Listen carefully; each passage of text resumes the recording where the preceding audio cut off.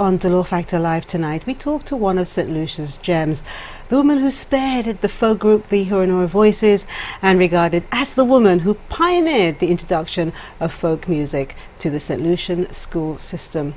Did you know her face was the first St. Lucian woman to grace a St. Lucian postage stamp? As St. Lucians, there's lots we should be proud of, and Joyce is one of them. So stay with us for tonight's The Law Factor Live. The views expressed in this program are those of the host and guests and are not intended to influence decision-making processes. The Law Factor Live is produced by Delia Delore Media Relations and sponsored by Ladera Resort, Rainforest Hideaway and Inside Out.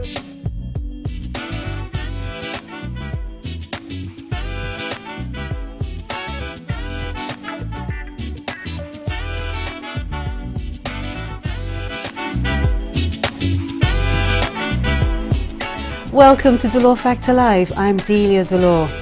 The Law Factor Live asks you to tell us of women you thought should be recognized for their contribution to society. The name of my guest came up many times and cemented to me that the time was right to ask her if she'd do me the honors. She said yes. And so now it gives me great pleasure to welcome Miss Joyce Auguste, MBE, to The Law Factor Live. Joyce, welcome. Thank you. I am so glad that you were here, because even without all the nominations, which you wasn't aware of, because I saved that for now, that over the years our paths have, we have crossed paths. I was very much a little girl when I was first aware of the things that you were doing, and we've met on several occasions, and I've always thought, wow, one day I would love to be sitting next to you to hear your story, because I can tell that you have had a wonderful and amazing cultural life, and then I've got to find out family life as well. So how does it, I mean, people at the moment, I'm assuming that they know about you, but if someone had to say, who is Joyce Auguste, how would you describe yourself?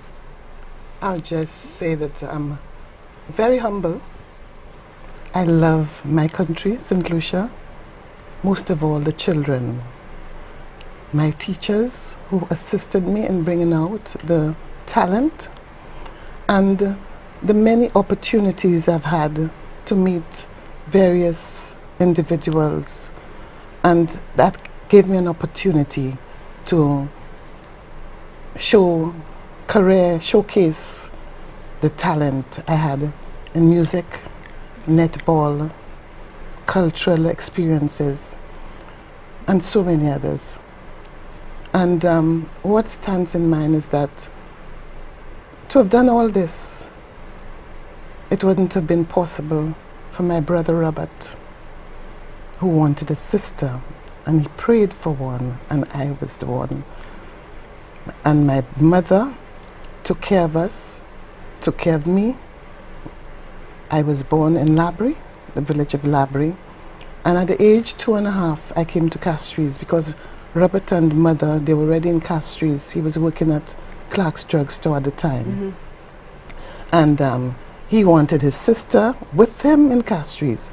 So my Aunt Edith, who took care of me during that time, my 2.5 years, was sad to let me go to meet two people who loved me dearly, my dear mother and Robert. Well, I want to talk about them a little bit more later.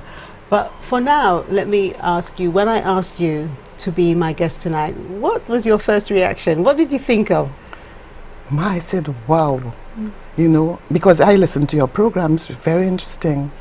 And I said, you mean I've made it to, you know? And I said, I wonder if I'll be able to do justice. You see, that's why you are so humble, because I feel, you know, it's the other way around. I feel very much like, wow, I don't believe I'm with you, because you've done so much in your life. And I think sometimes people take people's paths for granted, or they just think, oh, she's just got there. But it's not that. You, like most of us, we do endure different things in our life, but to actually stand apart and be acknowledged for your contribution to the society you live in and you call home, I think that's just wonderful. So The pleasure is all mine. Yes, and this was done in my early years when I met people. I was always a very inquisitive little girl, wanted to know what's going on and so on. And but I would like to talk a little about my early days in Castries when I met my when I got there. Robert, who promised that he would give me the best in everything, there was a piano at the house. I was just about 3 years old. And Leon Prescott, who was in control of Inland Revenue, lived in the other street, St. Louis Street. I lived in Trizzel Street. And there my mother would take me across. And I started playing, going to music lessons at 4. And at that time, I was so short, I couldn't reach the keyboard. So he used to put me on his lap to reach the keyboard. And then I continued, and as though it was natural for me, because I played by ear at some point. And when I went to the Anglican school at the age of 8, 9, there I was blessed to meet the then headmaster of the school, the principal of the school, Lester Vaughan Wiss. Lester Vaughan. And he was a Barbadian. And at that early age, 9 going to 10, he asked me, he got to know that I played the piano, and I played the piano for the assembly at the Anglican school. So I started with my music very early. And can you imagine little me and people in the standard 6 classroom from 2, 3, 4, standard 3 and so on. And every morning I had to go up and play. So this was a beginning for me, playing for the schools, the children and the teachers. And from there I moved on to, I gained entrance to St. Joseph's Convent. And there I must pay tribute to my alma mater, because that's where I met Sister Mary DeLudes, and she was a music tutor at St. Joseph's Convent and prepared me for my GCE in music. And not only Sister Mary DeLudes for music, I met Jeanne, Sister Jeanne for sports, and when she noticed my gift in sports, my talent, she had me to play, to represent St. Joseph's Convent. That's where I represented the school. And there was no turning back, because at that time, we played competitive competition against other clubs. And there I excelled. And Miss Urales Booty, who was the one who started netball and the special club, there was a club for young ladies and so on. On the national level, I was selected to represent our St. Lucia. And my first tour was Dominica. And so far, I think I was the youngest person to have represent my country at the age 12. Wow. Yeah. And from there, when we had the Caribbean netball competition, I remember it was right here in St. Lucia, and I was selected for the West Indies team. Can you imagine can you remember how that felt, to be selected? At the time I felt great, because at the time I was the only one selected from St. Lucia. But then later on, one of the other, those who were selected, she couldn't make it. So then that's the time Asinto Geese was selected to fill in her place. And she did a marvelous job, because the first World Netball Tournament took place at Eastbourne, England. And Asinta played the center in the center court, and she did very well.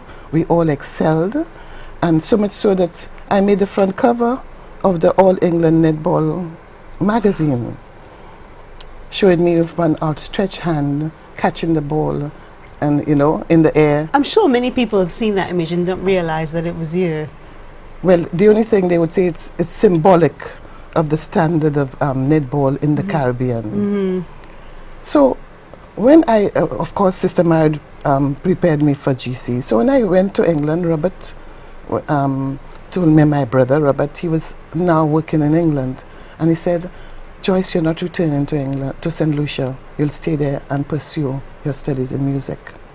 So that's why I'm grateful to my alma mater, the Sisters of St. Joseph Clooney. I'm not the only one they have groomed and prepared for life. You see, Mejan prepared me for the sports, Sister Marie-de-Lourdes music, Mejan for sports, and then the combination of the two made me the person I am now. And while I was in England, I played for my college, and there was All England playing the Commonwealth team, and I was selected to play on the Commonwealth team at Wembley. And Wow. yeah, That's amazing. yes. That's no small feat to get into Wembley. Wow. And so Mejan prepared me for the sports. Sister Marie-de-Lourdes prepared me for music. The sports took me to England. I traveled there. And then with the music, I was prepared, qualified to go into college then. So, you see, the sisters prepared me. But when you say with the music, in those days, how receptive were people to folk music and what you were introducing? That's when I returned from England. But when you say you went to England with music, It's music It's just education. music I did a education. graduate course in Right, music, you okay. see? And then I did a teaching course. And as a result, I did it so well that I got the Commonwealth Award in music.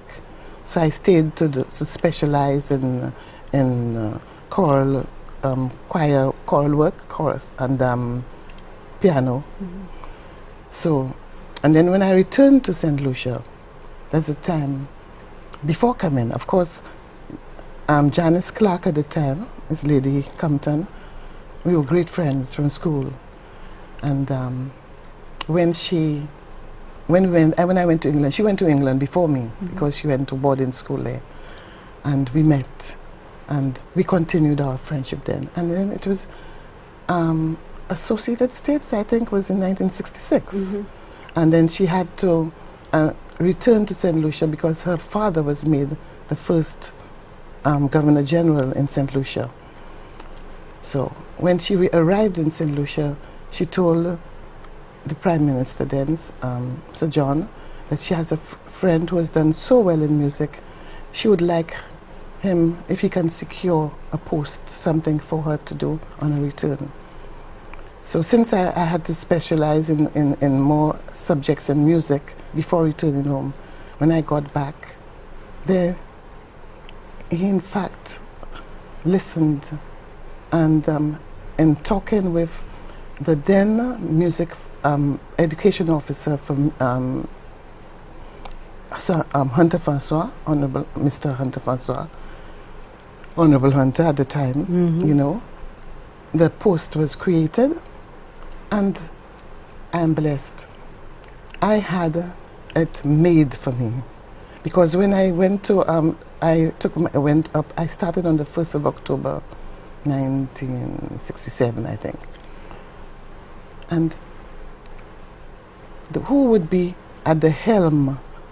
Hunter Francois, who loves music and classical music. He loves his folk too, because I remember he would say that when you speak your patois, speak it well, you know. Yes. And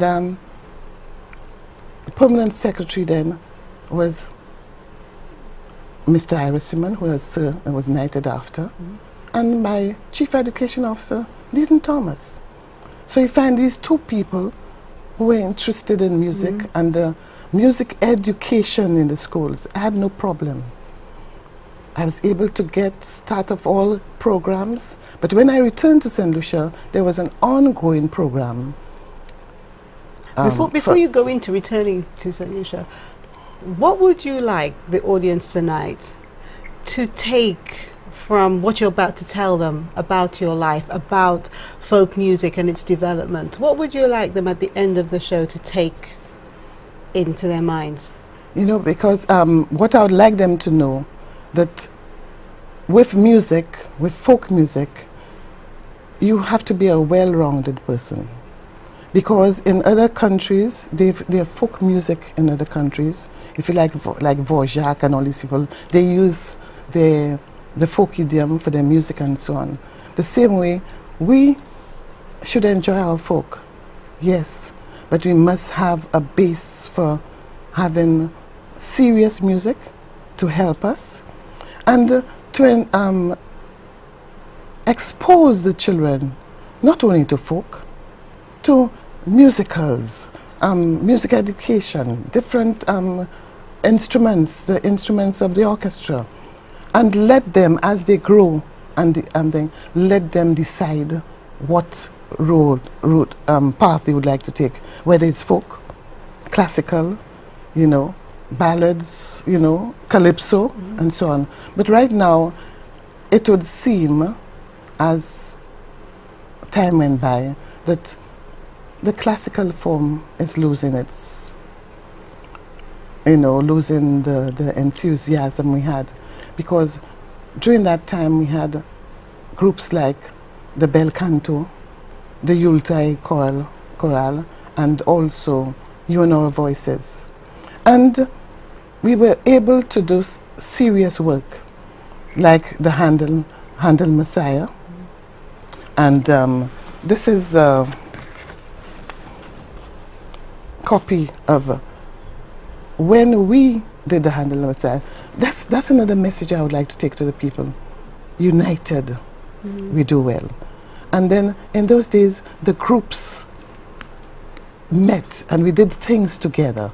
And that's why way back in May 8th, 1988, we had a choral concert in Handel's Messiah. I want us to talk about that because it's a very important thing to talk about. But we're going to take a break. But later tonight, we'll be giving away some really lovely treats. So make sure you stay with us.